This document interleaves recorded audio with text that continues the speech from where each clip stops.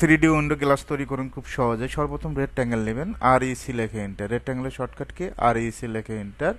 First point click, এদিকে 5 fit কমা দিবেন, হাইটটাও 5 fit আশা করি দিতে পারবেন।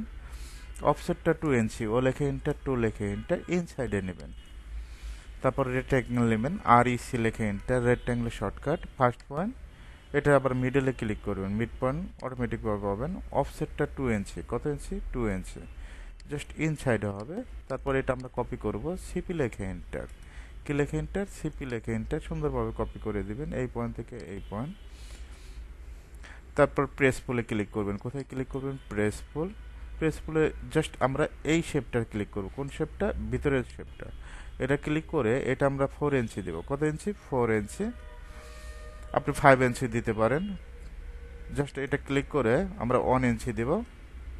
একইভাবে আমরা এটা ক্লিক করে 1 ইঞ্চি,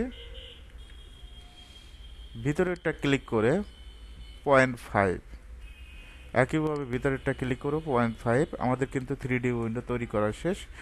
এখন আমরা চাচ্ছি এই দুইটা সিলেক্ট করব, সিলেক্ট করে জয়েন করব, যে লেখে এন্টার। জয়েন হয়ে যাবে, অথবা ব্লক করবেন।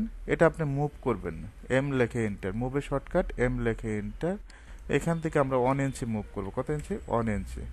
একটু আপ ডাউন রাখবেন। এখন আমরা গ্লাসটা অ্যাপ্লাই করব। জাস্ট আমরা গ্লাসে ক্লিক করে এখানে জাস্ট প্লেস করে দেব। গ্লাসটা হয়ে গেছে।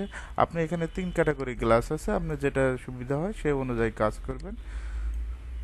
ওকে, আমরা যদি স্বচ্ছ গ্লাস যেহেতু দেব, জাস্ট এই গ্লাসটা এখানে অ্যাপ্লাই করে দেব। এখন আপনি যদি এখানে উইন্ডোটা প্লেস করতে চান, জাস্ট 3Dটা রোটেট করবেন। এই উইন্ডোটা কি করতে হবে? রোটেট করতে হবে। রোটেট করে সুন্দরভাবে এখানে প্লেস করে দেবেন।